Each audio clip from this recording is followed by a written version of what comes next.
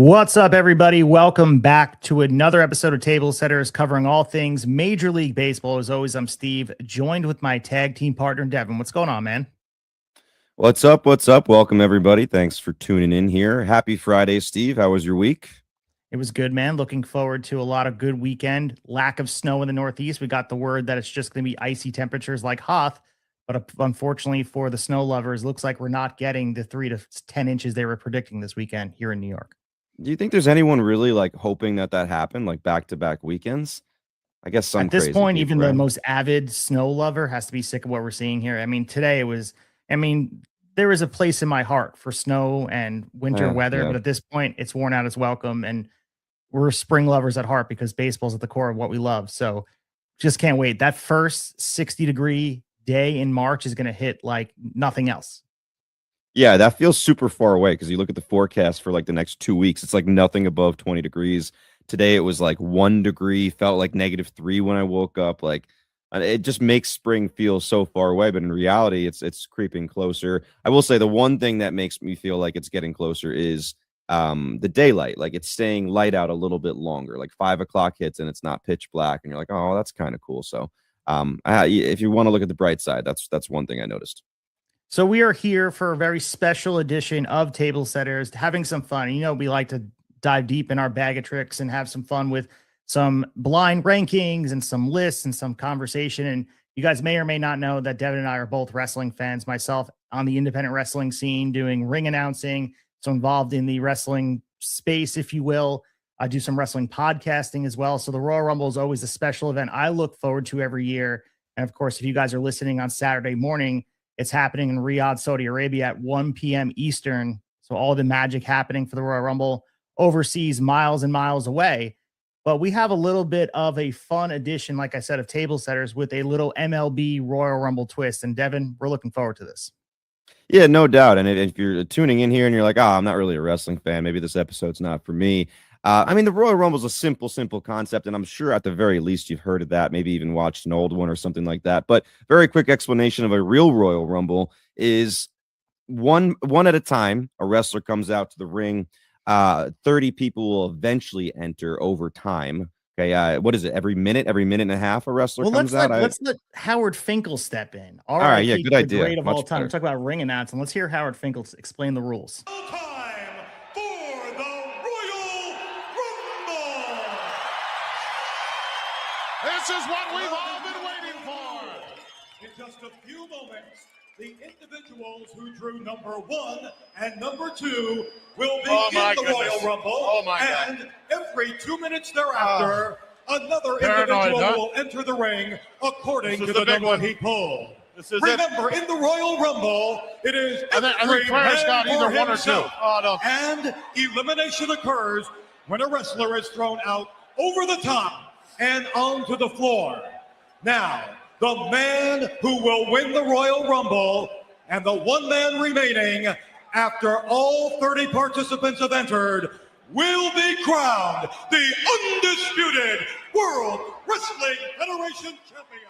All right, so there's Howard Finkel, RIP. You also hear Bobby the Brain Heat and Gorilla Monsoon. That is obviously, if you are a wrestling fan, from the great 1992 Rumble where the WWF Championship was on the line, and Ric Flair did indeed enter at number 2, lasting all the way there to cut the infamous promo at the end of the night, crowned WWF champion. So that explains the rules. 30 men will enter, 1 will win. And the difference here is just like the real Royal Rumble, and I'll explain our rules in a second, is truly any man can win. You're thinking, well, if Barry Bonds enters or Shohei Ohtani enters, certainly they're going to win this thing. But just like the Royal Rumble and some legends you don't see coming, any man can win on this night. Yeah, don't get us wrong here. There are some advantages in the real life Rumble and also the Rumble we're going to do tonight. Those higher profile guys that have so many more categories, just like it's the same thing. Like the reason they're taken in fantasy baseball at the top, Shohei Ohtani, Aaron Judge, Bobby Witt, is because they can get you so many different categories, right? Or points in different ways. And in this, it's going to give them an advantage because we're comparing players by stats. We just don't know what stats going to come up, which Steve will talk about in a bit. And in real wrestling, yeah, the big guys have a little bit of an advantage. It's harder to get them over the top rope and out of the ring. But we've seen over the years some of the little guys go the whole way. Rey Mysterio, if you know who he is, one of the smallest wrestlers we've ever seen, but also one of the most successful. he won a Rumble as well once upon a time. So you never know. We could get an upset. The other thing is, as Howard Finkel explained, like one guy comes in at a time, right? Eventually 30 people have entered. So if you get the number 30 spot, right, where you don't come in till the end in this one or the real one, huge advantage, because, you know, you don't have to be in there as long and last as long as the people that enter number 1 and 2. So you guys are seeing, for our video listeners, and for the audio ones, don't worry, we're going to give you guys the layouts or listing the rules here. So the player pool is going to include a mix of legends and current stars spanning different eras, different roles, and different careers. And we're going to be treating this exactly like the real Royal Rumble, with one key twist. Eliminations are not over the top rope, of course. They're not happening in the ring. They're happening through stats. So we're going to be starting with 2 players in the ring. I have a randomizer wheel that I have in front of me here, and we're going to let the field build naturally. So as new players enter, the ring will fill up. And once we have 5 players in the ring, every new entrant will immediately trigger an elimination. And to preserve some clarity to competitive integrity, as we mentioned, each entrant is randomly assigned a statistical category before the show ever began. So we don't know the players are coming out, but we do know, I have the list in front of me of the stats we're going to be used to compare them. And that specific stat immediately becomes the basis for the elimination. So we're going to be having the framework right here for that. And here's the most important part of it all. All eliminations are based on ranking, not just raw numbers. And we're going to keep this fair across eras, of course. Legends are going to be evaluated strictly by their career ranking at their primary position. Active players are going to be evaluated by their 2025 season performance and ranked amongst their position. And if you're thinking, oh, there was a player like Garrett Cole enters the Rumble, he didn't play in 2025, but he'll have a shot here. If he missed upwards of 100+ games, we'll roll back to the most recent fully healthy season instead. So everyone's judged in the context that actually makes sense for where they're at in their career. So pretty clear to that, Devin. But the biggest thing you're probably asking yourself is, how are we going to compare hitters and pitchers? And Devin and I went back and forth via text message about this. We're going to be using equivalent statistical categories. So we're never comparing home runs to strikeouts or ERA to batting average without context. Every matchup is going to be apples to apples, even when the names and errors really couldn't be more different. So those are the rules. And Devin, like I said before, this is going to be chaos, because I added a whole bunch of players in here that you have no idea who's in here. You can probably guess some of the players I chose, but there are players in here that I guarantee that you're not going to expect them to be in here. Yeah, and I have no idea who's going to be in here. I'll be the person looking up the stats. So if I look stressed, it's because I'm, quickly trying to find these stats that we need to keep the Rumble going. Steve is mostly going to be in charge of kind of the graphics here, getting the guys in the ring. He's done an awesome job getting the graphics together for the YouTube experience. And just to go a little further with the pitcher versus hitter thing, because it took me a while to get this through my head. I had to ask Steve about 100 questions before I finally said, okay, I think we can do it. So when he says like equivalent, Steve basically kind of lined up offensive and pitching categories in different ways, not necessarily completely equal, but an example we'll give is, say it's a pitcher and a hitter. We could use home runs for the hitter, strikeouts for the pitcher. And obviously those numbers, you can't just compare them directly. So again, you'll go to the rankings, right? So if you have the hitter ranked 3rd in home runs last year and the pitcher ranked 1st in strikeouts, the pitcher is going to come out on top, and the hitter would be eliminated in that way. So that's how we'll go with pitcher and hitter. And let's get it going, man. Let's get the first entrant in here if you're ready. Yeah, and again, we want to make this clear. This isn't a debate about who the greatest player of all time is. Right. And just like Ric Flair in 1992, he survived it. It's going to be surviving this specific format under these specific rules in a system that is going to reward some dominance and specific and some luck. That is what the Royal Rumble is here. So let's see who drew entrant number 1.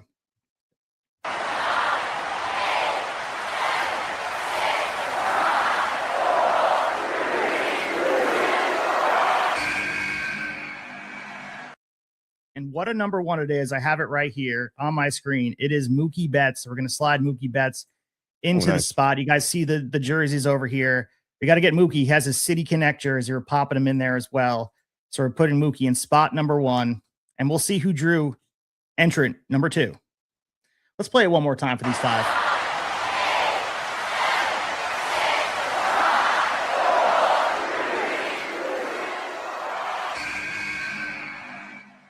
Entrant number 2, we have the one and only Mad Max Scherzer is going to be entering the fray here. And these guys have had a lot of classic at-bats against each other. So Scherzer enters the fray. And to spare you guys a player in the buzzer the whole time, I'm not going to hit it every single time. And as much as I want to, you're going to hear it a lot on Saturday in Saudi Arabia. And there's 2 minutes to span here. Entrant number 3 will be the one and only Mike Trout. So Mike Trout enters the fray here as well. Got some heavyweights early. I mean, this is what the real Royal Rumble's about here. Entering with Mike Trout. And Mookie I'm Betts removing is them like as we go. Mookie Betts is like I could see him being number 1 in a real Royal Rumble. Like, he fits that profile of like smaller but just crafty survivor type of guy. Like like a Dolph Ziggler in there, number 1. That's what he feels like. For sure.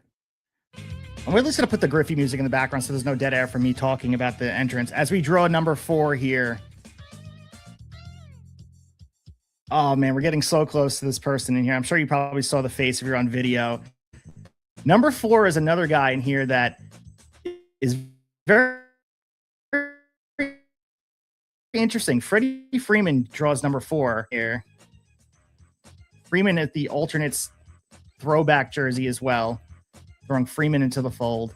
So you guys can see who is in so far. And we're going to do for number 5 before we get to the eliminations. Number 5 on the wheel.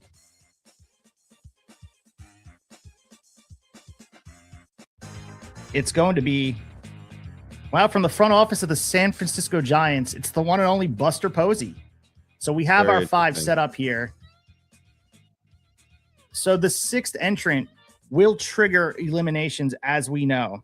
And for the 6th entrant, I will lay it out for the stat that we are going to be comparing so Devin can know and have it ready. So again, number 6 will have stat number 1 being in, and we did a random drawing with a wheel for this as well. And we're going to be comparing WRC plus and ERA plus. So again, for the players that are retired, which we have all active players in here. Oh, actually, Buster Posey is the one that's retired. So we're going to be using his career stats. But for everybody else, you can be using their 2025 season, which is not good for Max Scherzer. I'm sure he would have liked to have been retired at this point and be able to use what he had instead of his Blue Jays season last year and look at his career in total. But let's see who drew number 6, who's going to trigger our first elimination. Let's play our buzzer here as well.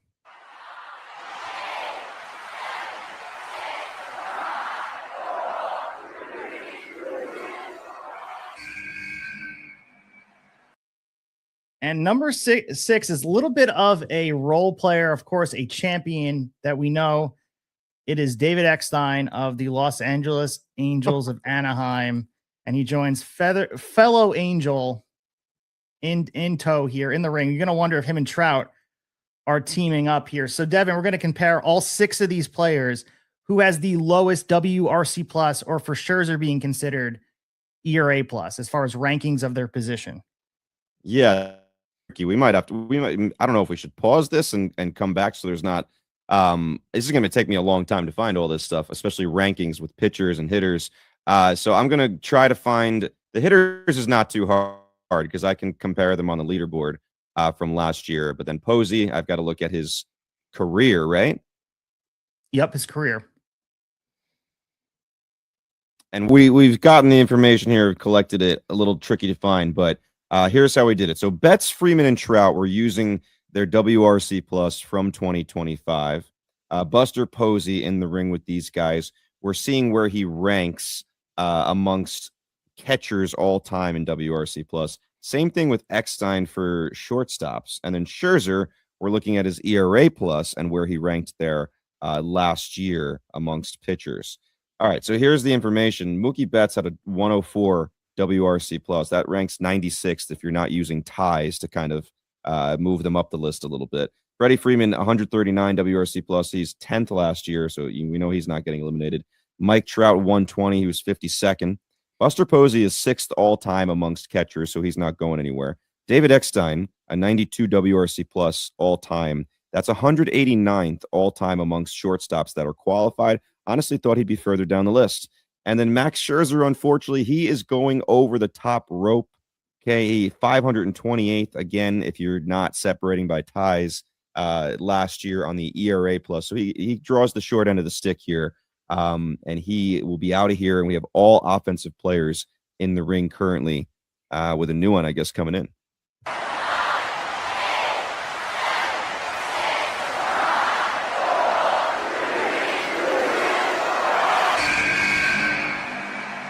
Oh, we have a heavy hitter joining the field here. It is the kid himself, Ken Griffey Jr., coming in the ring like a house of fire. And we know and love Ken Griffey Jr. here on the pod. A generation of baseball fans grew up with Ken Griffey. Ken Griffey Jr. here. And as far as the stat we are using here, it is career B-WAR, their final for legends, and of course, to date active for the players that are still active here in the ring. All right, so this one, direct comparison, because we have 6 offensive players in the ring. Yes, 3 of them are retired players. 3 of them are current. This is a battle here. I mean, you got David Eckstein in here in the land of giants, kind of looking up here, but that's what he did his whole career, and he was able to scratch and claw. But in this one, it is a tough one here. So I'll start with the highest. Mike Trout, out of these 6, highest all-time or career B-WAR, 87.5. And that, I just said to Steve, that is crazy to think he's the highest of those. When everyone talks about how he's kind of fallen off, he hasn't been able to stay on the field. Most people, I wouldn't be surprised if they guessed Griffey probably has the highest B-WAR out of all those guys. But you got to remember, he had some second half career injury history as well, actually similar to Trout in some ways. And Griffey not far behind, 83.8 career B-WAR. Mookie Betts is next at 75.2. Freddie Freeman at 64.2. Posey at 45. And David Eckstein doesn't come close in this one, 20.9. So Eckstein was just tossed way over the rope. No chance. What kind of elimination you think? You think it's like Paul London in 2004 with Gene Snitsky getting the clothesline doing the shooting star? Or like you think he's just getting hurled like Taka Michinoku in 1998? I'm picturing like overhead press and just toss out like onto the ramp. That's what I'm looking at. So we have our next entrant coming out here as we spin the wheel. Oh boy, it's the guy with the accepted qualifying offer, the New York Yankees. It is Trent Grisham entering the fray here. And Trent Grisham, obviously an underdog in this Rumble. Hard to see him winning this whole thing. Gotta see what the category is. Category here will be home runs as far as the 2025 season. So he stands a chance. And for our pitchers on here, if we have any pitchers, which we do not currently. So right now it will be home runs and where they rank all time for the season. And for those that are retired, for Griffey and Posey, but we're going to look at the 2025 season for those that played.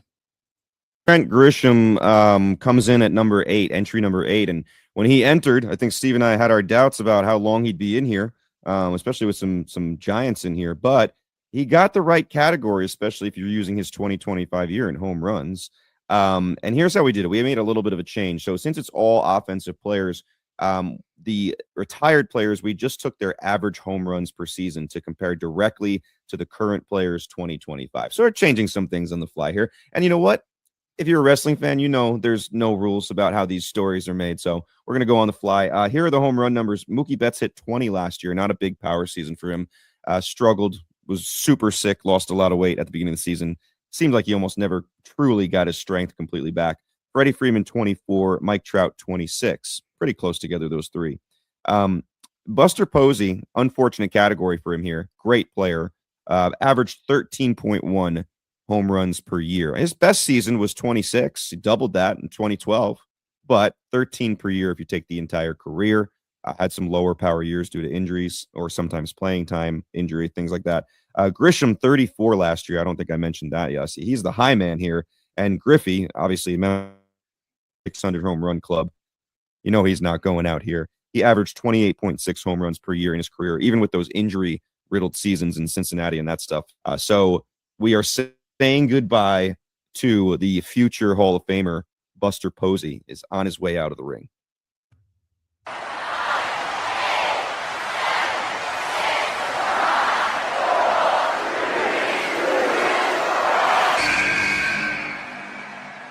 Our next entrant here is someone that haunted a lot of Yankee fans, and it is number 33 of the Philadelphia Phillies. You might know him and love him from some other spots, but Cliff Lee comes and pops in here.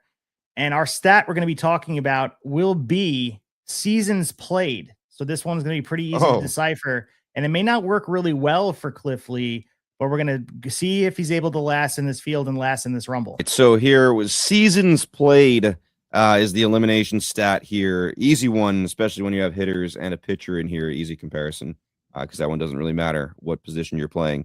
All right, so Cliff Lee, who just came in at number 9, he played 13 seasons. Griffey Jr. doesn't have anything to worry about here. He played 22 seasons. Mike Trout has played 15, still going. Freddie Freeman has played 16, still going. Mookie Betts has played 12, still going. And unfortunately for Trent Grisham, who survived the home run category very easily, he's out of here, has only played 7 seasons. Not his fault. He's still going. Who knows what he ends up with? But for now, luck of the draw, he's out of here. We have entry number 10 coming up next.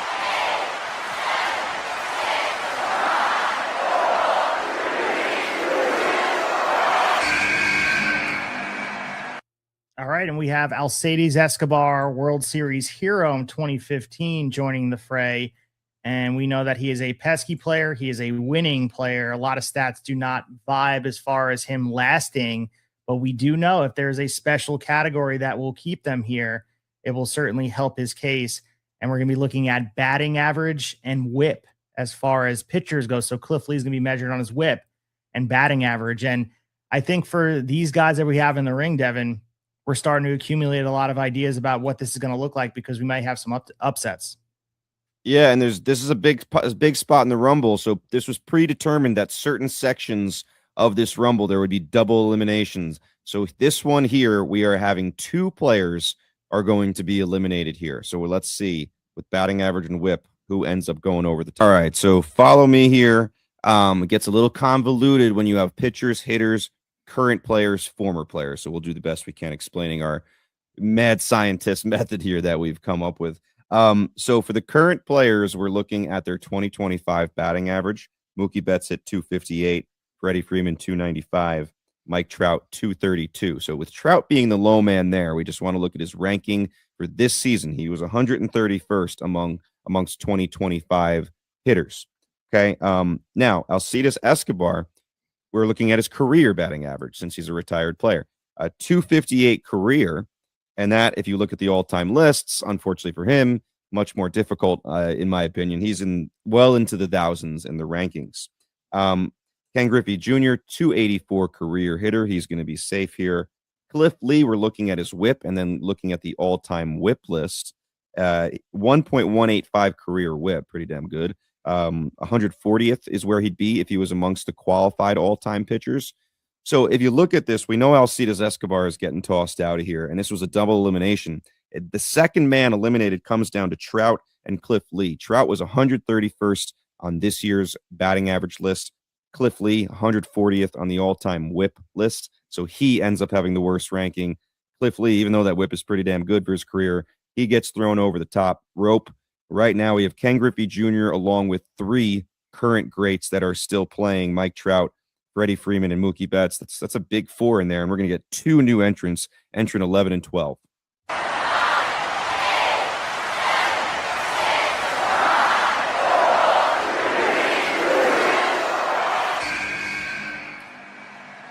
So we have 2 players coming down the aisle here, and it's 2 players that honestly are 2 players that have a really good shot in this Rumble. The first one here is Ronald Acuna Jr., and we're going to be popping him in this Rumble as well. Number 13 of the Atlanta Braves, on top of potentially looking like a season in the making here that could be memorable. But as Devin said, we have 2 entrants coming in as well. And the other is Jacob deGrom. I actually just mentioned him, say his name, and he shall appear. Jacob deGrom is a guy that we all look at as someone who could potentially be a Hall of Famer if you look at peak seasons, what he's done, of course, in a New York Mets uniform. We know the Texas Rangers are looking for him to be involved in a big way this year if they're going to do anything. One of those players that you take a look at as all time as far as all these presence on the mound. But we'll be addressing all these players in the ring for all-star selections. So looking at them, there's a whole bunch of players here at all-star selections, but unfortunately for one of them, they have to say goodbye for the evening. First selections amongst 6 fantastic players here. So we know there's going to be a lot of all-star nods here in the ring. Mookie Betts has 8 all-star nods to his name. Freddie Freeman, 9. Mike Trout, 11. Ken Griffey Jr. 13. He's all good here. And here's what happens. Unpredictable. These two just came in the Rumble, Ronald Acuna Jr. and Jacob deGrom. Well, guess what? This was not supposed to be a double elimination, but they both have 5, and they are both going to kind of simultaneously clothesline each other over the top rope. 2 5-time All-Stars immediately out of the Rumble, in and out. So now we have 2 open spaces again. All right, we didn't expect it, but entries number 13 and 14 are going to happen.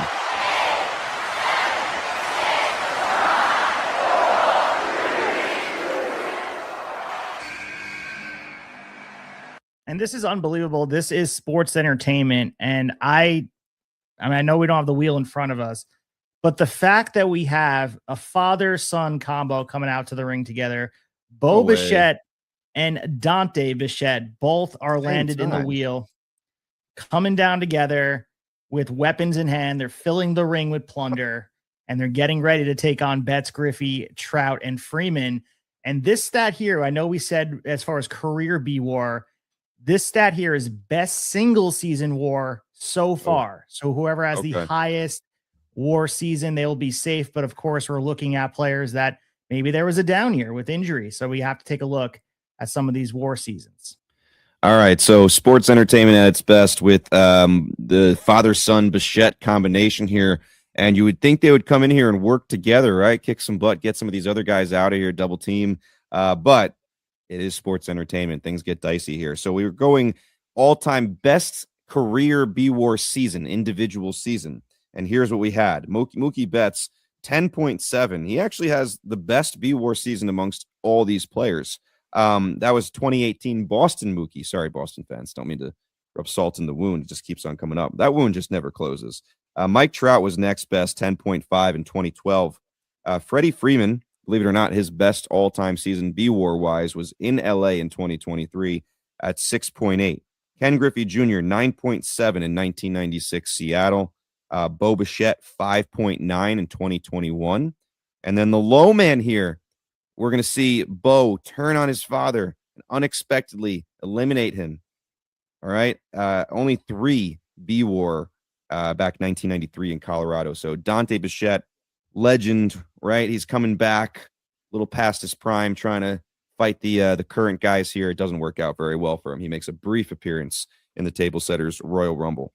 Comparable to like Tatanka coming back for the Rumble or the Godfather. You know they're not winning, but it was cool to see him here, and I'm sure a lot of Rocky fans were excited to see him. But let's see who comes out next.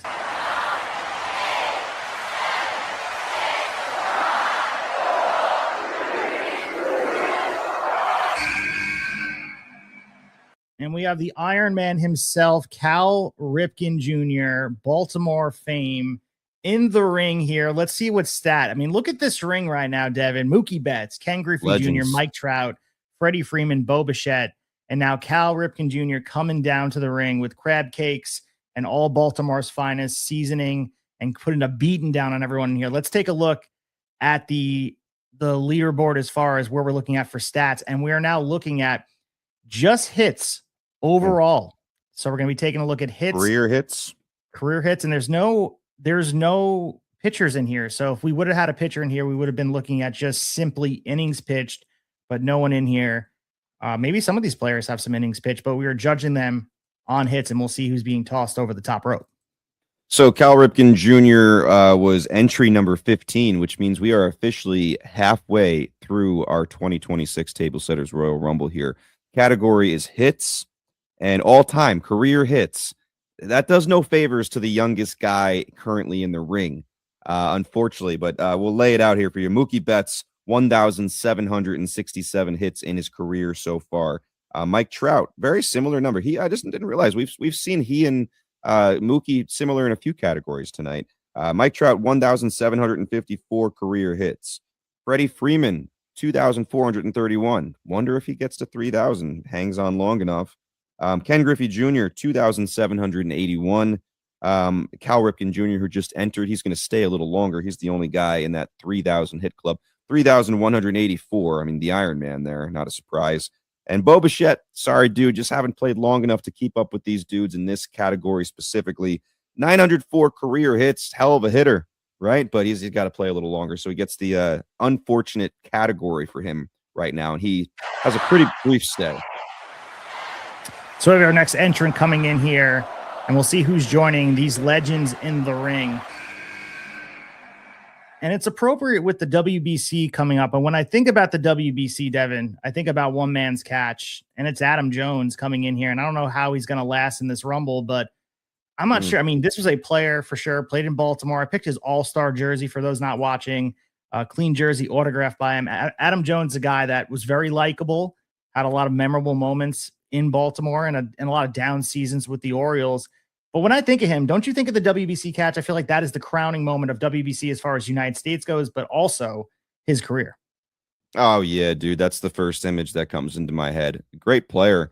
We actually just posted that recently at the 50-day mark, 50 days until the World Baseball Classic. We put that one up there. And recently the 40-day mark came. The 30-day mark is going to come. Every 10 days, we're putting up a World Baseball Classic play. But, yeah, you're right. Depending on the category here, it might be tough for him to keep up with what is basically a Hall of Fame class in the ring right now. But let's see what category we get. You never know. For the category here is simply games played in their career. And like you said before, there's a lot of guys who play a lot of games. I'm not sure how that's going to fare for one and only Adam Jones. We'll see how that fares out for him as we kind of go through the rest of this. Shocker here. In my opinion, we thought Adam Jones coming in against this group of guys might have a hard time sticking around for very long. Games played, career games played is the category right now. All right. And this is an upset in my mind.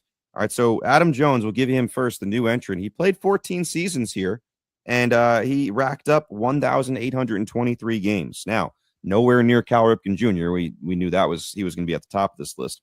3,001 career games for Cal Ripken. 2,632 of those were consecutive, as we all know as baseball fans, which is more than most people's totals on this list.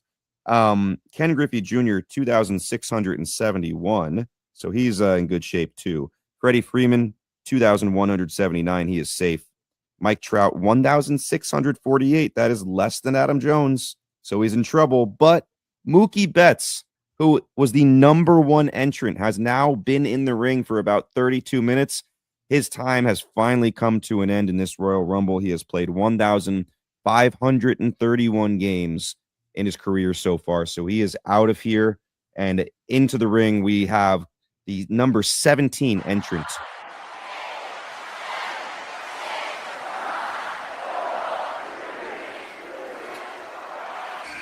So you hear the buzzer, you know that noise here, and it is the guy who is a polarizing figure, not just New York sports, but also sports in general. And it's Alex Rodriguez coming in here as our next entrant. A lot of offensive stats to be proud of as far as career goes. So he's going to fare well as far as the things we know as all the categories. But since we have all offensive players, and by the grace of the luck of the wheel, so far only offensive players, and we are prepared to compare our brethren that are pitchers, we're going with runs scored in their career. So look at the guys in the ring, take a look around for those listening on audio. As Devin mentioned before, Mookie Betts said goodbye after being #1, but Adam Jones joined the fray.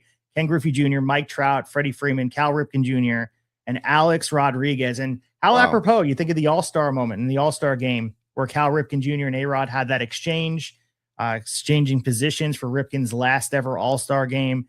Two guys, and I know A-Rod has a lot of detractors, and there's probably good reason to have those detractors, but as far as public relations go, the guy turned his whole career around. He is an analyst on Fox now doing his thing, and he had an open lawsuit with the MLB, but let's see if he can be here and survive this Rumble. I mean, this would be a controversial winner for sure. Right, so we're looking at all-time or career runs scored here in a field of 6 guys in the ring right now. Pretty good crop. And here's what we came up with. Alex Rodriguez, who just came in, is going to lead us in this category with 2,021 runs scored in his career. Coming up next is Ken Griffey Jr., his former teammate, with 1,662. Cal Ripken Jr. follows with 1,647. And then we have, let's see, Freddie Freeman comes in next at 1,379. Mike Trout next at 1,196. And Adam Jones, sorry, he did last a little bit, helped eliminate Mookie Betts but that's all for Adam Jones. He gets clotheslined over the top rope.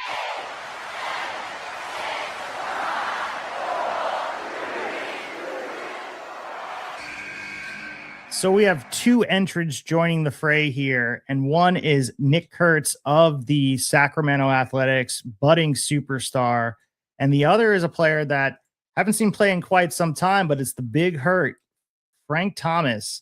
And what can you say about these two players, guys that are, when it's all said and done, we'll see if Nick Kurtz can hit as many home runs as Frank Thomas has, but a lot of power in this ring right now. And again, if we're looking at power, you think that's an advantage, but it's about the offensive stat that we're looking at. And by the luck of the draw, we're looking at career OPS to date is going to be the stat we are looking at. So again, A-Rod in the ring, Ken Griffey Jr., Mike Trout, Freddie Freeman, and Cal Ripken Jr., joined by Nick Kurtz and Frank Thomas. And this is a double elimination. So the two at the bottom rung of the ladder will find themselves hitting the showers early for tonight, as Devin mentioned, past the halfway point in this Rumble, looking to crown our first ever 2026 winner. Okay, so we're looking at career OPS, which in this one, you got a bunch of retired players, right? And then some of the current players have been around for a very long time. And then you have Nick Kurtz, who had one of the best rookie seasons power-wise of all time. So he has an advantage here, right? No down seasons to average in there. So a good time for him to come in. Remember, this is a double elimination now. Kurtz and Frank Thomas were entries number 18 and 19. All right, so we'll do this one, and then number 20 is going to be coming in. We're getting closer and closer to finding the final 4 or 5 in here, little by little. So here are the numbers. Frank Thomas, 974 career OPS. You would usually think, oh, that's going to be easily enough to stay in here. But this group of guys, I mean, wow. Kurtz, over 1,000, 1.002 last year, and that's his only season. Cal Ripken Jr., this might not be his category, 788 career OPS. Ken Griffey Jr., 907 career OPS. I mean, that's less than Kurtz and less than Thomas. Mike Trout, 976. Freddie Freeman, 987. Alex Rodriguez, 930. So what we're looking at here is Cal Ripken Jr. is going to be eliminated. And Freddie Freeman, who has been in here for a long time now, 30-plus minutes, almost 40 minutes, one of the first 4 or 5 guys in here, I believe.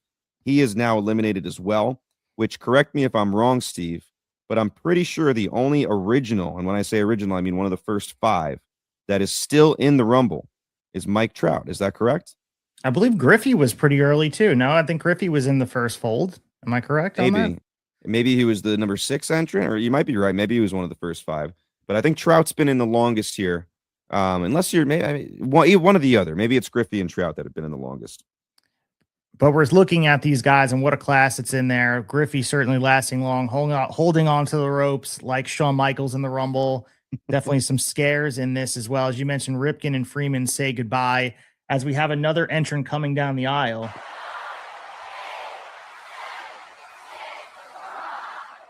And as we said before, there are guys in this Rumble that are factors, and we have a wheel spin here that produced something I've been waiting for. And it's Rob Manfred himself. Oh, who has yeah. no Number career. 20. Number 20. And we know in 1999 for wrestling fans that Vince McMahon came into the Rumble and somehow survived it. There is a rule for wrestling fans in the Rumble where if you go under the bottom rope and hide, we had Jerry the King Lawler doing that, making it famous. Vince McMahon did it in 99, coming back and eliminating Stone Cold Steve Austin to win the Rumble and surviving, and controversial decision during the Attitude Era. Unfortunately for Rob Manfred, he can't hide from the statistics because, well, he has wait. Is there like a rules changed, like leaderboard? Number of rules changed? There should be. Unfortunately, he didn't get that luck of the dice here. Okay. And, if it was for him, so he's out. Financial career and stuff, but we're looking at slugging percentage. But of course, we're saying goodbye to that category because Rob Manfred has a 0. So it's no chance for us to go out here and take a look. We know the career slugging percentage of an A-Rod, a Ken Griffey Jr., Mike Trout, Frank Thomas, and even Nick Kurtz is well above Rob Manfred. So he's in and he's out, thrown right in the trash can. Rob Manfred. I had created a wheel for those on here. I had created a wheel here live on our screen where Rob Manfred was going to be the guy pointing at our wheel. And imagine all the luck in the world where you find his name on there and he's in the Royal Rumble with these guys. Not what Rob Manfred had. He put on the shirt and tie, put on his pants like everybody else, and he gets eliminated in this Rumble. We need the Santino clip where Santino goes in, immediately eliminated, I think by Kane, and he's puts his hands up like, I wasn't ready. Great clip right there. You think Rob Manfred would come out to this? Is that Rob Manfred's theme song? No way, man. He can't walk in Stone Cold's boots. No way. I mean, he's making the rules, though. You know what I'm saying? I feel like I picture him like a Gerald Briscoe, like one of Vince McMahon's lackeys back in the Attitude Era. That's how I picture him. Or Kit Wilson's new theme song. I have that loaded on here. Great theme song. Let me hear that. Is Kit Wilson coming out? Every so often, I'd say about every 5 years, there's a wrestler that just gets over based on their theme song. And you got to say Kit might be one of those right now. It's been a while because Def Rebel, and now we're getting into the weeds of the wrestling conversation, but Def Rebel is the one creating theme songs, and they've been very lackluster, and they're famous or infamous for having just a random quote at the beginning of the theme. And one of the biggest complaints people have at the Rumble is that their themes are unrecognizable, especially the women's Rumble. A lot of the women's themes sound the same. Back in the day, we played Stone Cold's music made by Jim Johnston. So recognizable. The Rock, The Undertaker, etc. Like that's part of it.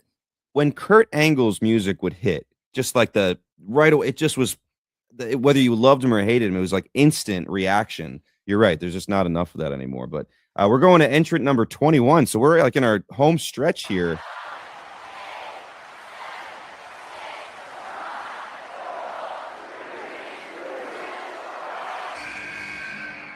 So joining the fray here is former World Series champion. His son is in the major leagues now. It's Jeff Conine. So Jeff Conine of the Florida Marlins. We're rocking the teal. Looks fantastic. This should be the jerseys full time for the Miami Marlins. I will continue that. And looking at the category, we didn't use slugging percentage. So that goes to the wayside because Rob Manfred obviously was eliminated. Now we're looking at total home runs. This would have been total strikeouts as far as ranking. But again, offensively, this is an offense-heavy Royal Rumble, and that's the luck of the draw here. It's going to be an interesting one here. Total home runs. Again, to give the audio listens out there context, we have 6 great competitors in the ring: Alex Rodriguez, Ken Griffey Jr., Mike Trout, Frank Thomas, Nick Kurtz, and Jeff Conine coming down the aisle. Who had the lowest amount of career home runs? All right. Well, in the last category, Kurtz kind of benefited from what was the number was career OPS. We had that one great season to factor in. Here, the one season is actually going to work against him. Just not enough time under his belt to, even though he hit a bunch of home runs last year, these other guys have more time to do it. So the total home run numbers, I mean, there is some historic numbers here. Alex Rodriguez, 696. Mike Trout, 404 so far. I mean, there's that debate, like, does he have any chance at getting to 500? It used to feel like it was a shoo-in, and now you have to wonder if he gets there. Ken Griffey Jr., 630, another 600 home run club guy there. Kurtz, only 36, which is an amazing season, but, just has only played 1 year in the big so far. Frank Thomas, beast, 521. Jeff Conine, this number caught me off guard a little bit, 214. I didn't think he had that many. 214, that's a solid number for Jeff Conine. So we're saying goodbye to the rookie of the year, Kurtz. We'll see another time. I think you can win this Rumble probably a few years down the road. You have a better shot. So next entrant coming out here, and you never know when the double entrant will hit us, but this is a single entrant coming out here, spinning the wheel for this, and it is Elly De La Cruz of the Cincinnati Reds, and this is a guy, of course, we love him. He is an electric player. We'll see if it's a career compiling stat. It may affect him, but if we're looking at just peak seasons, and this stat here is OBP, on base percentage, as far as their career goes. So the recency of his career might help him. But again, there's a lot of heavy hitters in there. We know Trout and Griffey and A-Rod and Frank Thomas are on base a whole lot. But let's see if he can squeak by Jeff Conine and see what the OBP is. All right. So on base percentage here, Elly, the new man with a bunch of vets or retired players, right? A-Rod, Trout, Griffey, Frank Thomas, Jeff Conine, and Elly De La Cruz, the youngster in here, the upstart. All right, so on base percentage, A-Rod 380 for his career, Mike Trout 406 for his career, Ken Griffey Jr. 370 for his career, Frank Thomas 419 for his career. It comes down to Jeff Conine and Ellie De La Cruz. Jeff Conine 347 OBP for his career, Ellie 329. Got to take some more walks, strike out a little less, get on base a little more. Steals lots of bases when he's on there, but maybe get on base a little more if you're going to last in the Tablesetters Royal Rumble. Next, we're going to have 2 entries because it's going to be a double elimination here, number 23 and 24.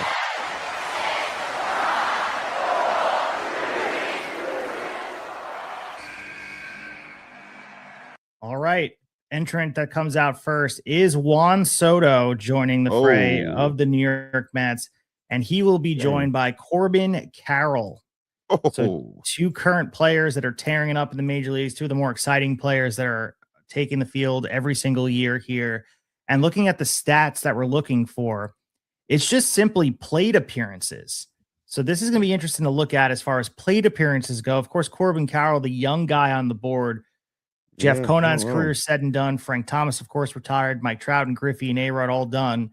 Soto and Carroll frozen in time right now. They're still active, but it doesn't help them here.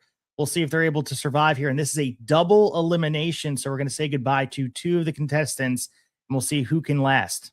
All right, so plate appearances here. And again, this has kind of been a trend, and this is random. Like, this is random wheel. So it's just kind of how it is working out. A lot of these stats are kind of working out in the favor of the retired dudes, the guys that played 15, 16, 17 years. And the guys, even like a Juan Soto who's been around since he's 19 years old, just hasn't played as many seasons as these. So plate appearances, Corbin Carroll and Juan Soto come in, and unfortunately for them, they are going to bow out real quick. Here are the numbers, just in case anyone's wondering. A-Rod played 12,207 games. Mike Trout has played 7,203. Ken Griffey Jr., 11,304. Frank Thomas, 10,075. Jeff Conine, 7,782. Soto, 4,803. When it's all said and done, he might be at the top of this list as far as the players on this in the ring right now. And Corbin Carroll, 2,086. So those 2, again, they're bowing out here.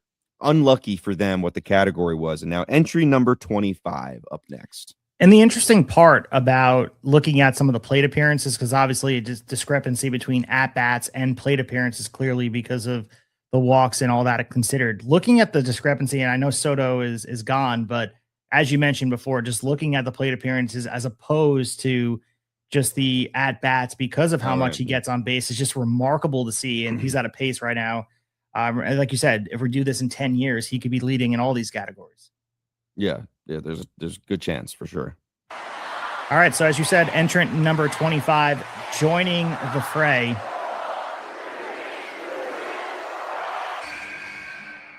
And it is friend of the show, Jack Wilson, popping in here. And we just saw his son get a nice payday from the Sacramento Athletics today. The Athletics securing that core and add Leo DeVries to that core. They have control of a very substantial offensive potency for years to come. Jack Wilson in here. And the next category is an interesting one. And you mentioned some of the recency bias, and it may help out some of the guys, interestingly enough, that are new. But we're looking at their best RBI season. So we're looking at all these players. And of course, one of them will be left on the chopping block who had the least amount of RBIs in their best season. So I think I can kind of figure out who it is, but we shall see. So, former Tablesetters guest Jack Wilson comes in at number 25. I think we were keeping our fingers crossed. I mean, we're glad he got in because not everybody is going to get in here. Some people are left in catering, but we were hoping maybe some fielding percentage for Jack Wilson, but he gets career best RBI. And with the other guys in the ring, A-Rod, Griffey, Trout, Frank Thomas, and even Jeff Conine is a tough one for our guy, Jack. Jack Wilson's all-time best RBI season, not what he's on the team for, if you really think about it, 62. All right. The other guys, some of these numbers are just outlandish. A-Rod in 2007 with the Yankees, 156. Mike Trout, 111 is his best. Ken Griffey Jr., that 1997 season, I believe we brought that up before, 147 RBIs.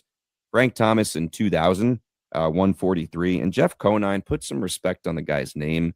He's surprising Steve and I over and over at some of these numbers, and he's lasted here in this crop of talent for a while now in the Rumble. 105 RBIs in 1995. So unfortunately, our guy Jack Wilson, former guest of the show, is eliminated pretty quickly. And these 5 are kind of dominating. Just guys are coming in and they're throwing them right out. So let's see what the new blood is. We're going to have 2 guys come in.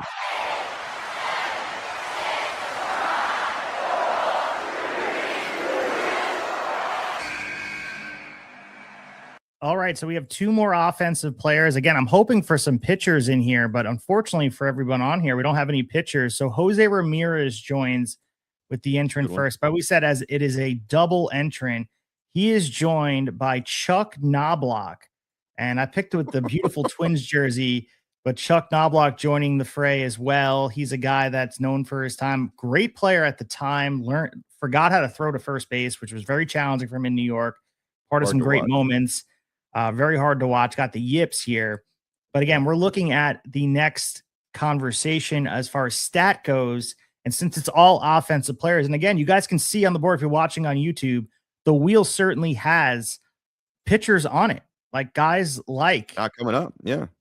Garrett Crochet's on here. Pedro Martinez is in the field. Paul Skeens, Tarek Skubal. These guys are all on here looking to be a part of this. Greg Maddux and Corbin Burns. Listen, like they're on here. So we've got 3 entries left, like 28, 29, and 30. And at that point, it's just last man standing. Maybe we're going to get at least a pitcher in those last 3 entries. There's no doubt about it.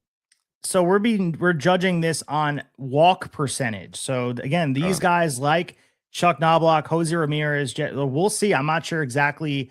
We know a lot of these guys hit for power. They're dominating the offensive categories, but walk gives these guys a little bit of a chance here. So we're looking at a walk percentage to see who's getting eliminated. And there's 2 eliminations in this one. All right, now it's starting to get interesting here. Walk percentage, one that a little unpredictable. I mean, I don't know if there's many people out there that are studying, knowing every player's career walk percentage. Listen, for a while here, we have had A-Rod, Griffey, Trout, Frank Thomas, and Jeff Conine holding it down in the ring. Very few other guys have been able to kind of stay in the ring for very long. Things are going to change a little bit here. All right, you get Chuck Knobloch and Jose Ramirez in the ring. You think, all right, Knobloch has no chance against these dudes. Well, think again. Here are the numbers, closer than you might think. The one guy that was completely safe, Frank Thomas, 16.5% walk percentage for his long career. Impressive stuff right there. Mike Trout, 14.8%. Dude can take his walks still. Striking out more, but still takes his walks for sure. Ken Griffey Jr., 11.6. Here's where it starts to get really close amongst everybody else. 11.6 for Griffey, 11% for A-Rod. He barely beats Chuck Knobloch, who comes in at 10.9% career walk percentage. And then Jose Ramirez, very short stay for the perennial all-star, 9.9%. Not going to make it here with the double elimination. And then Jeff Conine, who has been kind of our dark horse here, has hung around for a while, surprised us, 8.6%. So we finally got his one of his weak spots here, and he's going to leave the ring. And we're down here. Entry number 28 is next. We're getting down to the nitty-gritty here. So as we know, only 30 participants. You heard Fink at the beginning of this show about 50 minutes ago telling us the rules. And as you said before, Devin, those 5 are getting really comfortable in their seats as Chuck Knobloch takes it on. It's like when you get on a train, you sit down where someone else was sitting. Those seats were very warm. Jeff Conine was very comfortable there, and Chuck Knobloch making himself at home. And we have one entrant coming out here, and it's going to be interesting to see who it is.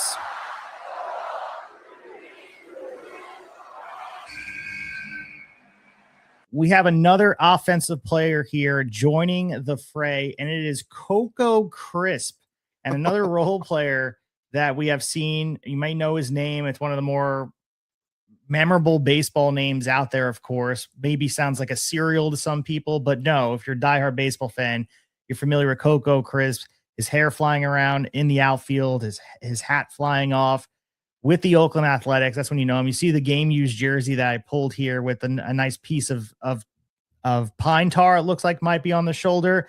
He's joining the fray here with the likes of Alex Rodriguez, Ken Griffey Jr., Mike Trout, Frank Thomas, Chuck Knobloch.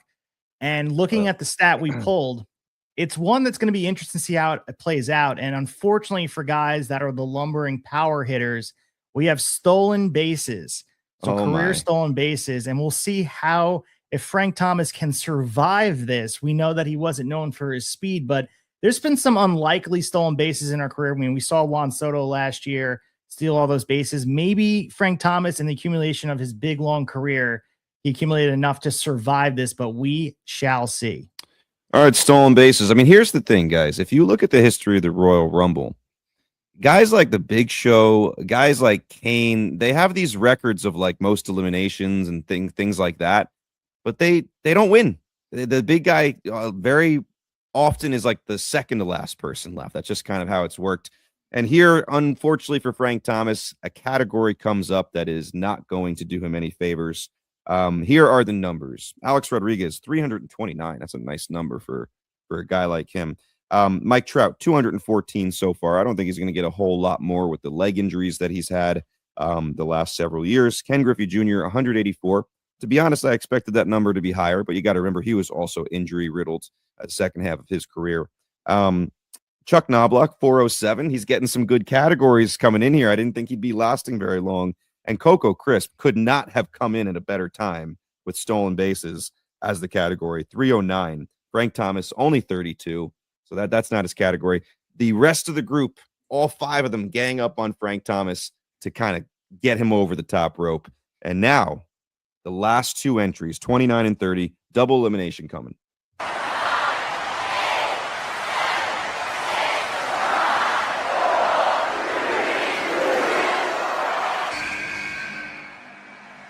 Entrant number 29 is New York Met great Mike Piazza, and we love what he's done for the New York area. If you look at some of his career stats, Mike Piazza is a dark horse to win this Rumble as well. And entrant number 30 is Manny Ramirez. And I was hoping badly we got another pitcher, but this wheel does not want to cooperate. And just to show you guys, again, there are pitchers on this board. Corbin Burns, Yoshinobu Yamamoto, Greg Maddux is in here. We also have, looking at the other page here, Paul Skeens, Tarek Skubal, Shohei Ohtani could have been used as a pitcher as well. Pedro Martinez, and look who's left on the board here. I mean, might as well take stock of that Aaron for those Judge. who are listening on audio. Aaron Judge didn't get in the Rumble. He probably got a world title match. That was usually what happens in the wrestling cards, right? Barry Bonds defending his world title somewhere. He's not in the Rumble, but we had other names like Grady Sizemore, a name for a lot of people out there. Corey Seager, the Machine, Albert Pujols, Ricky Henderson, Fernando Tatis Jr. And we mentioned Jack Wilson, Jacob Wilson, fresh off that extension, wasn't able. He's taking the day off. He's poolside, no Rumble appearance for him.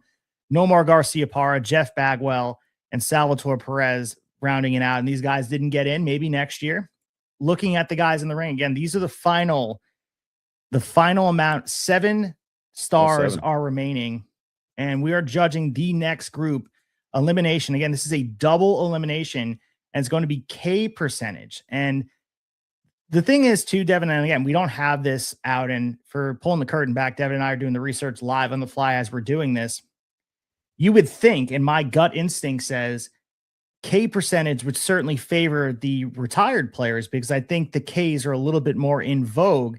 And right now, we look at all retired players, and these guys all, in the time of baseball where strikeouts were something that you didn't embrace, that might have been something that hampered some of the players that are great today.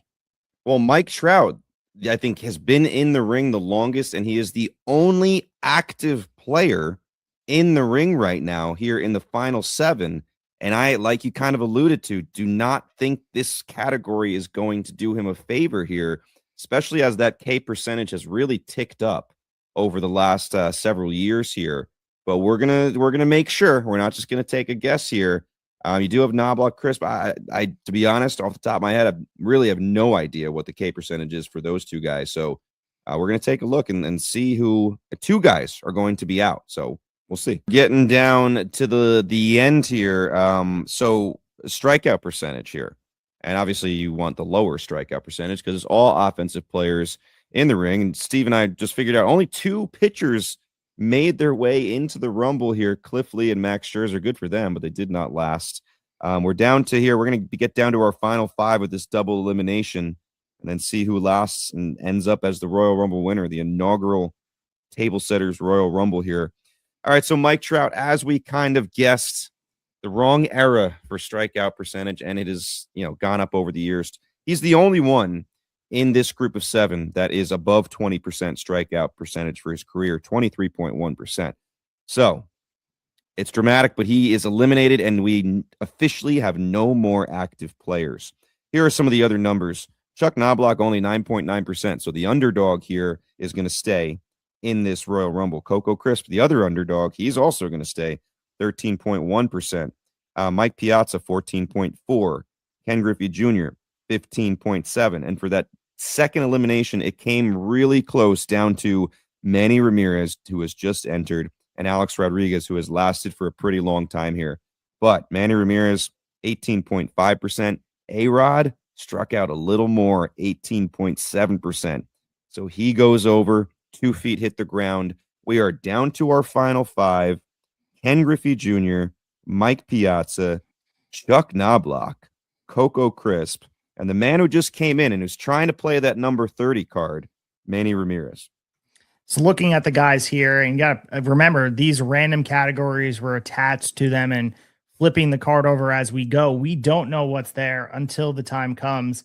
And as Devin mentioned, there are no more entrants coming out here. So the winner will emerge from these final 5.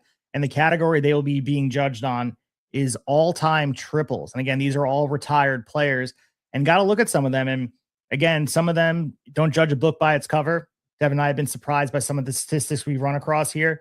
But the lowest man on the totem pole as far as triples go will find their way to the bottom of the floor, leaving us with a final 4, and we shall see who it will be. All right, so for the final 5 here, triples is the category. And to me, when I looked at this list, Griffey, Piazza, Knobloch, Crisp, and Ramirez, I thought, all right, either Manny or Mike Piazza are in big trouble here.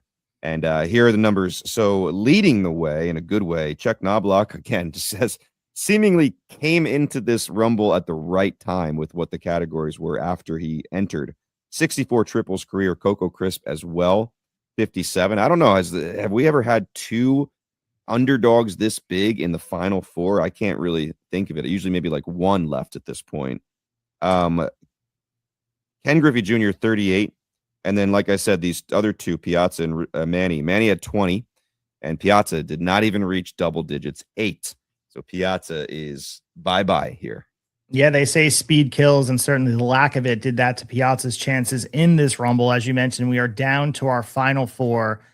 And as you said, the luck of the draw, it's a matter of time and place and context and understanding. And there is a lot of importance we place on these guys. And final 4, and if you're familiar with Royal Rumbles of years past and the one that we're going to be watching later today in Saudi Arabia, when you get down to the final 4, they take a little bit of a moment and stare across from each other. There's some symbolism of it.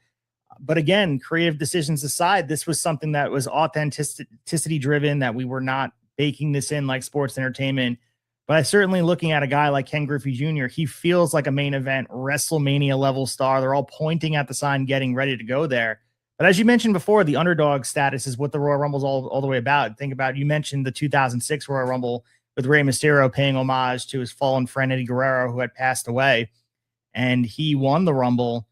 And I think a bigger underdog story would be Coco Crisp or Chuck Knobloch pulling this off. Manny Ramirez as well. He is, I mean, if you think about athletes and baseball players especially that are kind of pro wrestling adjacent, who's more pro wrestling than Manny being Manny, right? Yeah, I mean, and Griffey, clearly the favorite amongst these last 4, if you ask me, but he's also been in the ring the longest. And in wrestling, I mean, it's hard, even if you're the best out there, to kind of continue surviving. And in this one, to survive so many categories without ever being the low man.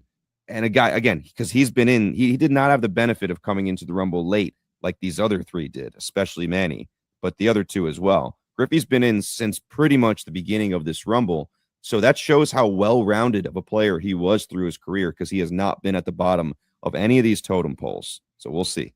So as we said before, no one is coming out. These are the final 4. And as we turn the card over for our next statistic that we're going to be measuring, it's going to be fielding percentage. And this, again, defense is important in baseball, and it's ever more important to crown our first ever Rumble winner. So we're looking at fielded percentage as far as advanced stats go, and we'll see who's the low man left on the board, and they will be finding their 2 feet on the floor in our Tablesetters Rumble. So fielding percentage here, I got to say, Steve, like when I heard fielding percentage, I thought, all right, Chuck Knobloch's time has come to an end because, as we said earlier, we kind of associate Chuck Knobloch with the yips, right? His time with the Yankees when he forgot how to throw to first base. I mean, I said to you before, I think that's when I learned what the yips were. You mentioned Rick Ankiel was the other guy who you remember as a kid kind of going through that kind of stuff. But, you know, this Royal Rumble is full of surprises. So the final four, Griffey, Knobloch, Coco Crisp, and Manny Ramirez. Here are the numbers. Ken Griffey Jr., 985 career fielding percentage. Coco Crisp, 991. Very solid out there. It came down to Manny and Chuck Knobloch. And I got to say, Manny Ramirez saved Chuck Knobloch's ass here. Knobloch, 982. I thought that was going to be it. He was out of here. Manny, 978. So Chuck Knobloch lives to see another day here. And our final three, Griffey, Coco Crisp, and Chuck Knobloch. I mean, the end has been as unpredictable as you could get here. For sure. And again, like many Royal Rumbles of years past, there are some underdog stories in here. And if you're a betting man, you're looking at the favorite here being Ken Griffey Jr., but we do not know what's underneath the next card. It could certainly benefit or be the kryptonite of Ken Griffey Jr. is probably a better way of phrasing it, because we know Griffey offensively certainly has a lot of the numbers, at least the counting stats you're looking for, one of the best players of all time. But we're looking at this next card being looked over, and we're looking at postseason batting average is the next that's going to separate these three. And the low man on this will certainly find their way out, bringing us down to the final two. Off the top of my head, I'm thinking of the famous 1995 wild card series that saved baseball in Seattle. We talked about that with Brady Farkas on the Refuse to Lose podcast. One of the more memorable moments, even if it was against my New York Yankees, Ken Griffey being over there. But we'll see as far as postseason goes, who has the lowest batting average and who will be falling out of the ring with 2 feet on the ground. So the final three here, an interesting category, postseason batting average. All three players played significant time in the postseason. And actually the best player had the least amount of experience in the postseason, and that is Griffey. Chuck Knobloch played 66 postseason games. I mean, that's a wow number there. 1991 Twins, played double-digit games with them in the postseason. And then those, you know, the dynasty kind of Yankees, or at least part of it, and then afterwards too. I was involved in the Yankees 4 years in a row or 5 years in a row, I believe, for the postseason. Lots of games there. He hit 258 in those 66 games. I mean, that's not bad at all. But unfortunately for him, the other two performed even better. Coco Crisp, 43 games in the postseason to his name, hit 279. And Ken Griffey Jr. only played in 18 postseason games, but hit 290, lived up to the billing of superstar. So Chuck Knobloch had made it a long way. And listen, if the category had just been postseason games, he would have led the way here. And Griffey actually would have been the one being upset. But Griffey lasts, and he has continued to last through pretty much the beginning of this Rumble. Has been in the ring for more than an hour. Legendary stuff. And we now are down to our final two. And it's going to come down to what the category is. I mean, Ken Griffey Jr. has shown it's hard to find something that he's last in, right? Or that he's not very good in. So Ken Griffey Jr., Coco Crisp. Let's see what the category is. So as I turn the card over here, and again, you never know, because we saw Coco Crisp really upset a lot of the field being lasting to the number two. So that is an upset in its own right. But looking at the category these two will be judged on, it is WRC plus in their rookie season. So again, off the top of my head, I'm looking at it as Ken Griffey has the clear winner. But again, you never know as far as WRC plus and games played, et cetera, and all of that. So we're going to be assessing these two players and looking at the field. Again, want to give credit to Coco Crisp and credit to the field of the guys that made it here. And again, credit to Chuck Knobloch who made it. But it's going to come down to these two guys with their WRC plus in their rookie year. Here we are, man. This one reminds me of kind of one of those Rumbles where the crowd gets behind the underdog and they think they're going to see something completely unexpected, and they tease it. Looks like they're going to win. Maybe the favorite even goes over the rope. 1 foot touches the ground. You think it's over. The underdog turns around, starts celebrating too early. The other guy kind of, what do they call that? Skinning the cat, when they kind of twist themselves like Shawn Michaels back over the rope into the ring. and throws the other guy over the top rope. That's what we have here. We thought Coco Crisp might do it. He's come this far. Griffey is tired. He's exhausted. He's been in here since the beginning, but very specific category here and not as far apart as you might have guessed. WRC plus in your rookie season. Ken Griffey Jr. in 1989 was 19 years old coming up as a rookie and ends up putting up a 106 WRC plus. He had a lot more to come, a lot better seasons after that, but 106 WRC plus at 19 years old. Coco Crisp came up to the Cleveland then Indians at 22 years old and put up an 86 WRC plus. So he falls short here after a valiant effort. And Ken Griffey Jr. with an Iron Man-like performance, the kid, I mean, this just goes to show you one of the best all-around players, 5-tool type players of all time. Unbelievable. You mentioned the rookie year, 1989, the 13th since the franchise creation. They finished 73 and 89 that year, but it was the arrival, as the aforementioned, the winner of our Tablesetters Royal Rumble, the first overall pick in the 1987 Major League Baseball draft. It's Ken Griffey Jr. You got to give him a round of applause. And again, this is something that we didn't predict, and Devin and I put a lot of hard work into this. And you're listening to this, you got a nice, clean hour and 15 minutes of conversation, but behind the scenes, there was a lot of research that went on. We, to pull the curtain back, tried to go live and do this, but with the randomness of the stats and the randomness of the players, being able to research it on the fly. So you might have saw us go live on X and YouTube for a short second, but we wanted to give you guys the best quality of this. And as we said, Ken Griffey Jr. was maybe one of the favorites coming in, and who knows what would have happened if Aaron Judge or Shohei Ohtani or Barry Bonds or even one of these pitchers made their way through the curtain. But thus is life, and how apropos that Ken Griffey Jr. is our inaugural Tablesetters Royal Rumble winner. And I'm very happy to hear it and very happy to see it. Yeah, congratulations to Ken Griffey Jr., one of the best of all time. He can add this to his mantle now. I hope he adds this to his mantle or to his resume, right? We know he works as a camera guy now, talented dude, can do everything. He can win the Tablesetters Royal Rumble as well. Now, is he the champion now, or did we treat this one as if the championship was vacant and the Rumble was for the title, like the Ric Flair one? Or does this mean he is now the #1 contender going forward, as in most Rumbles? Well, again, 1992, that Rumble with Ric Flair is one of my favorites of all time. The Fink, if you listen to our clip, he did say they would become the WWF champion. But if I'm booking this in my fantasy world, my main event of quote-unquote WrestleMania would take place at a swing-off between him and either the champion on either brand, Shohei Ohtani or Barry Bonds. Ken Griffey would make his choice the next night on Raw and say, I'm going to face the champion. And personally, that'd be a main event worthy of the premiere on Netflix, premiere on Peacock, wherever this is going to live. I mean, this could be something that would be memorable. We saw the swing off last year with the All-Star game, but imagine in their prime, a player like Ken Griffey Jr. in a swing off. That's how I would book this in his Rumble win over here. I mean, I like it. I can picture it. Yeah. I mean, all right. It's in the books, man. We prepared for this, but partially did not know what to expect.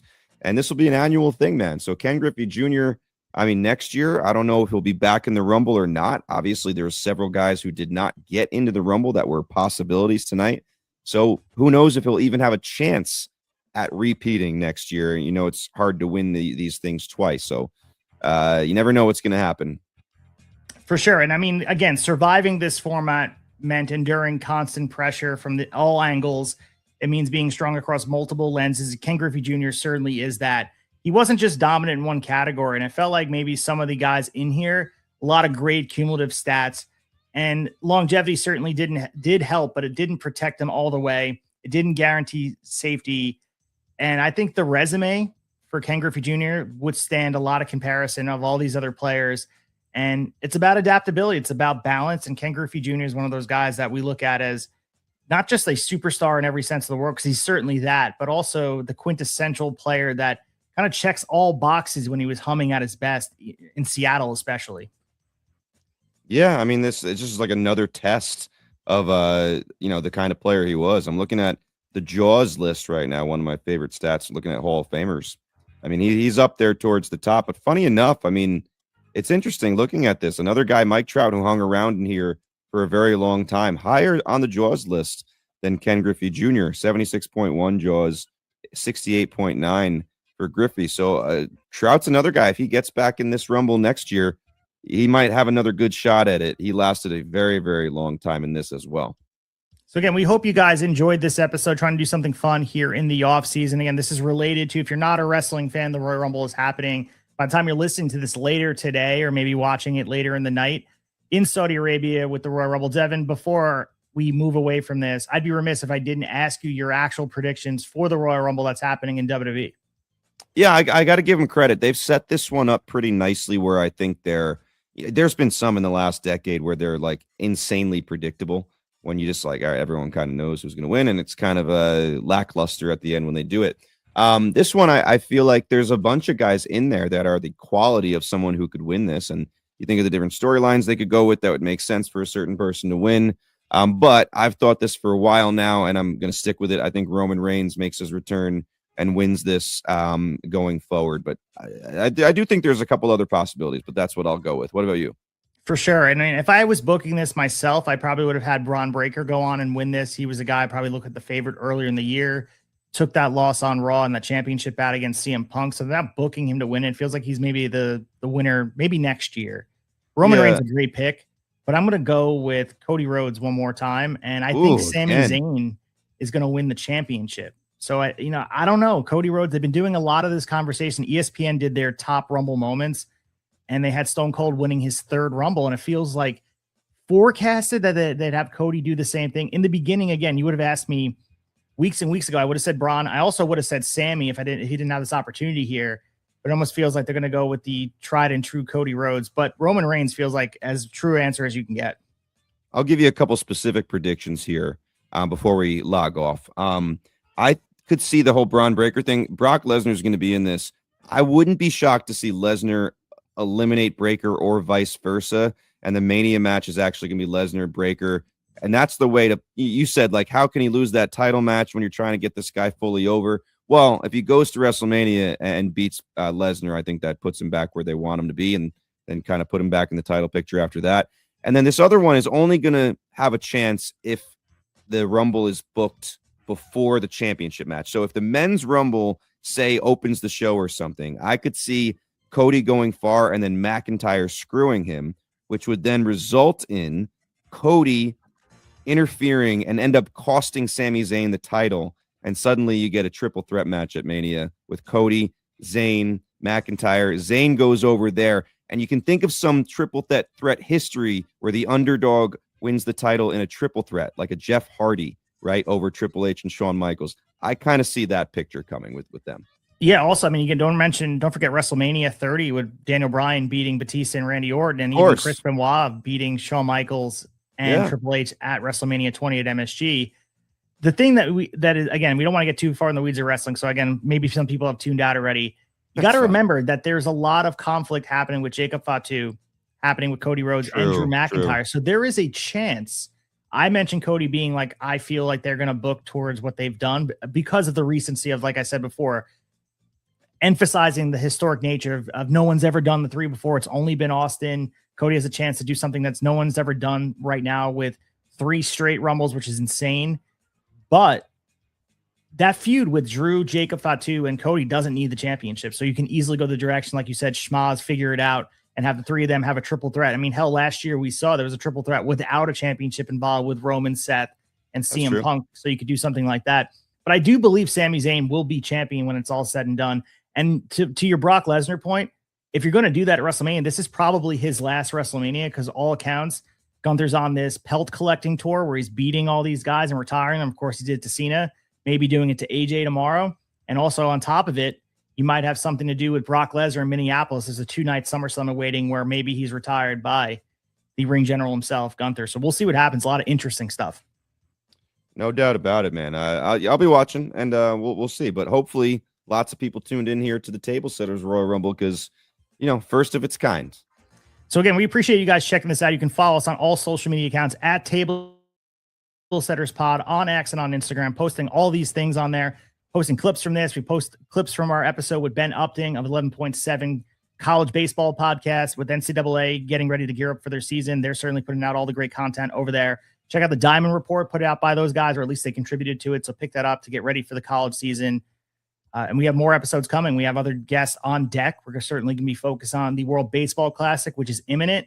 We have the college baseball season, as I mentioned. So we have guests that are ready to go.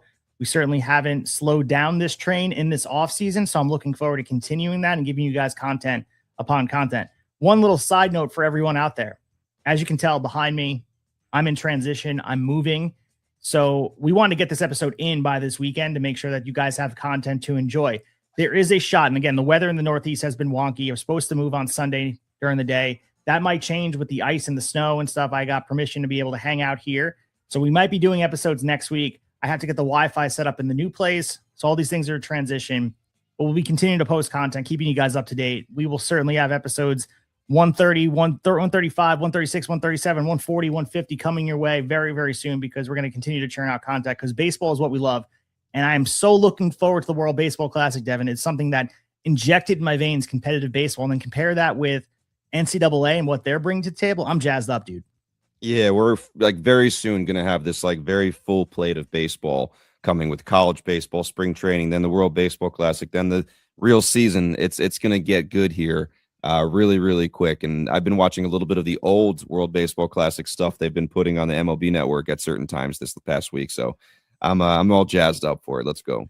So we'll be back soon talking all things baseball. But until that time, we'll talk to you after a while. And as always, happy baseball. Congrats, Ken Griffey Jr.